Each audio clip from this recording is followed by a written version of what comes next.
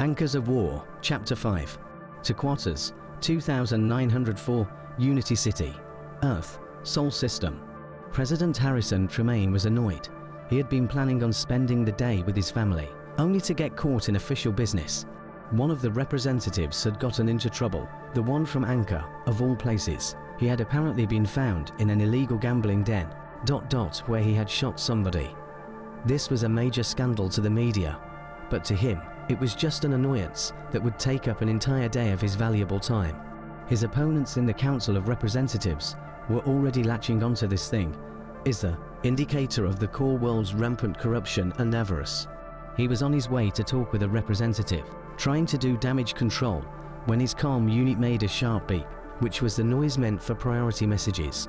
Scowling, he pulled the damn thing out of his pocket. What had gone wrong now? The voice of his aide, Sophie Adams, greeted him. This had better be important. I was just about to talk too, Harrison said, fuming. Harry, forget that shit. We have 10 million dead people and first fucking contact, shouted Adams, irritated.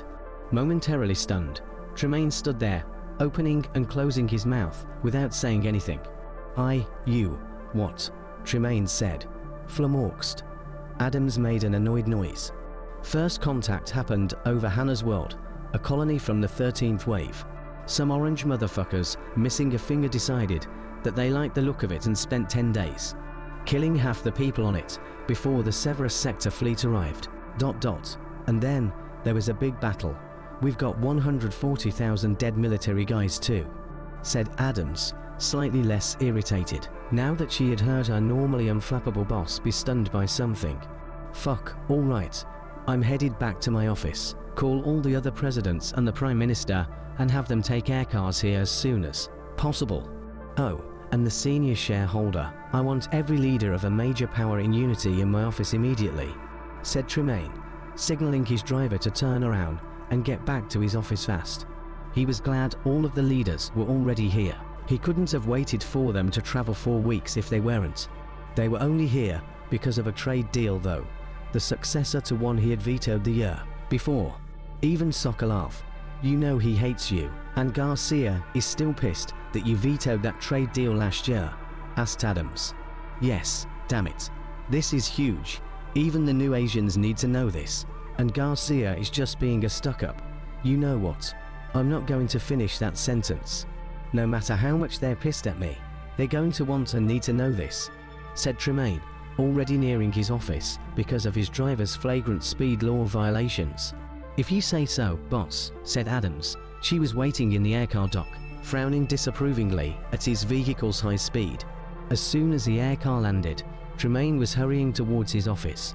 Adams followed him, giving him the full version of events and showing him Vice Admiral Hackett's after-action report. So, first contact was a declaration of war. Wonderful. When he arrived at his office, 2 presidents, the senior shareholder, and 1 prime minister were waiting. Each of them was the elected leader of one of the major powers. Major human powers, at least. He took a seat at his desk, gesturing at them to sit in the chairs on the other side. The senior shareholder, a young and attractive-looking woman in a suit whose name was Haley Garcia, glared at him. What the hell is it, Tremaine? I just left some very important negotiations. If this is some kind of fucking joke, Garcia began, fuming. I assure you, this is no joke. This is far more important than whatever negotiations you were in, said Tremaine, reining in his own anger. We have made first contact. Nonplussed, the other leaders just stared at him, processing that for a moment. Humanity had had FDL travel for nearly 7 centuries, and in that time, no intelligent species had ever been encountered. There had been the ruins on Anchor, of course. Everyone knew about those.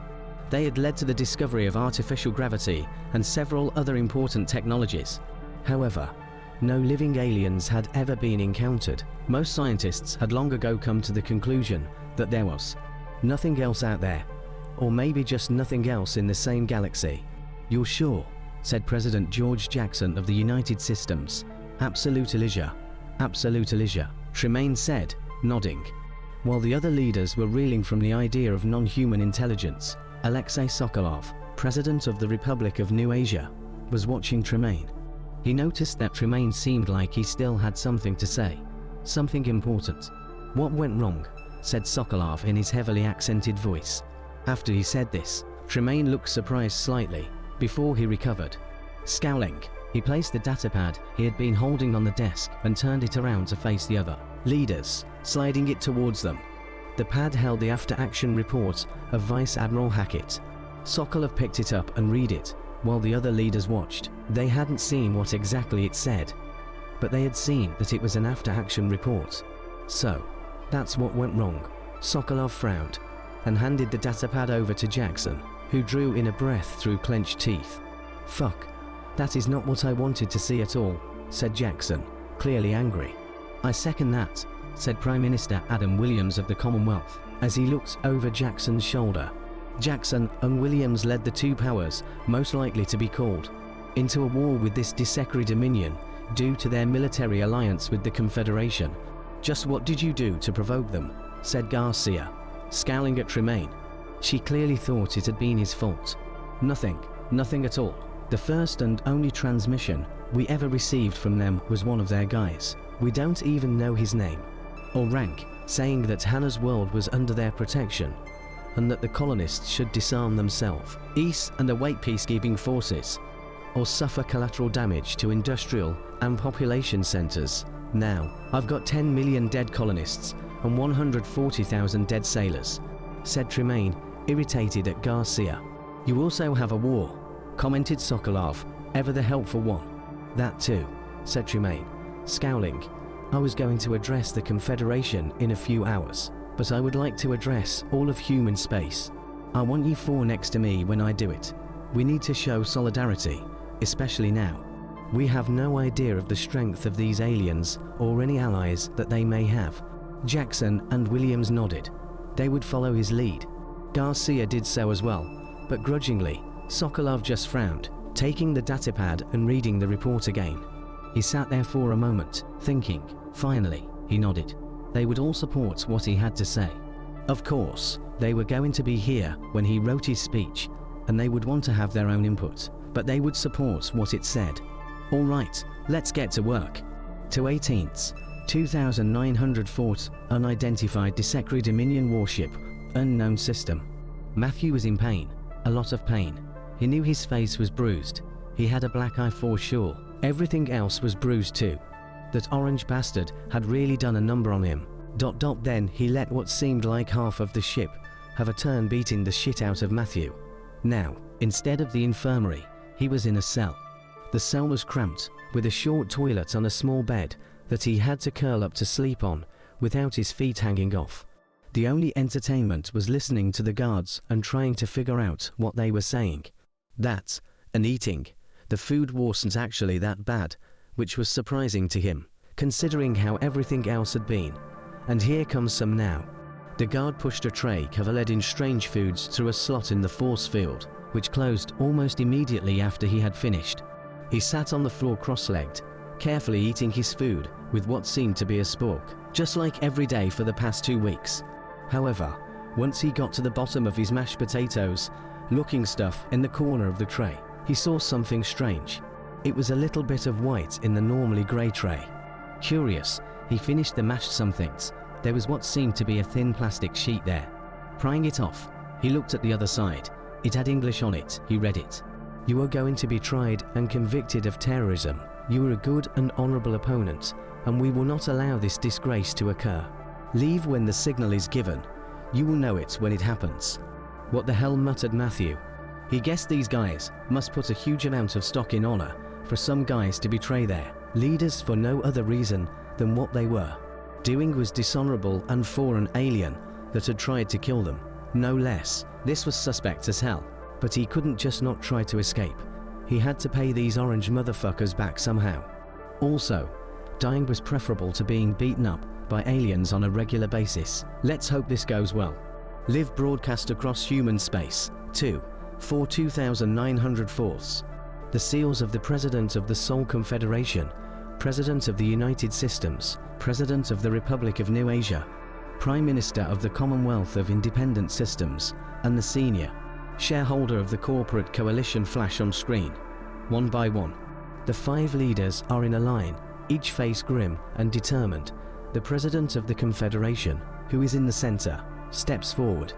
"My fellow humans," said President Tremaine, his voice solemn, "on the 24th of January, at 12:05 a.m., humanity made first contact with an alien species." He gave it a moment to sink in. "Shortly afterwards, we received our first transmission from an alien power." And what a transmission it was. Video of orange men pouring out of a shuttle, firing glowing beams at human people running in the street. It's taken from the top of a building. "To the inhabitants of Hannah's world, you are now under the protection of the Disecri Dominion. Lower your shields, disarm your weapons, and prepare to receive peacekeeping forces. Failure to comply will result in unfortunate collateral damage to population and industrial centers. You have 1 hour 10 minutes to reply." On the same day, our first war with an alien power started. For 10 days, the colonists on Hannah's world fought for their lives and freedom, and failed. There used to be 20 million people living on the planet. Now, there are 10 million. Not only did the aliens attack, they bombarded population centers and executed people for daring to resist. Tremaine paused for a moment. Shortly after the fall of the last bunker on Hannah's world to Disecri forces, the Severus Sector fleet arrived in system. The enemy fleet met them and broke against the shield of humanity. The enemy fled the system. Hundreds of their own broken and destroyed ships left in their wake. But the battle was not completely one-sided.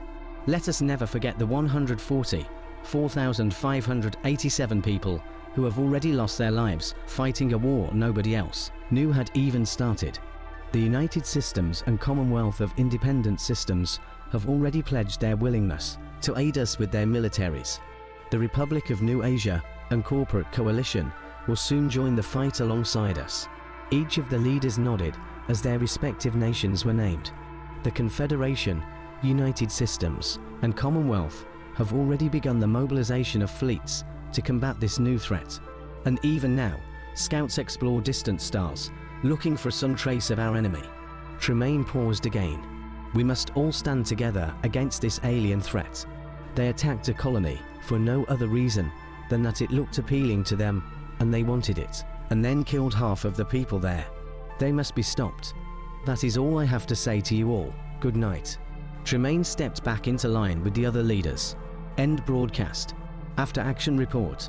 Valerie Jenkins, February 18, 2904 G56894. Scouting Fleet Clerk. Captain Valerie Jenkins commanding 1 heavy cruiser.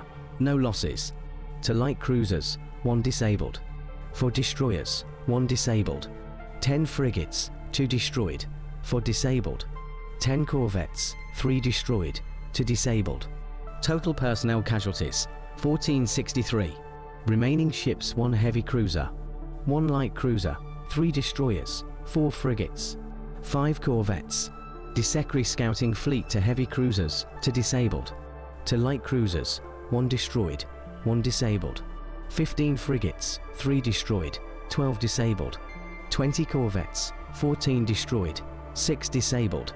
Remaining ships are non-analysis. Disecri scouting fleet destroyed completely. Confederate victory. Presence not detected. Prisoners taken. Interrogation using new translation programs in progress.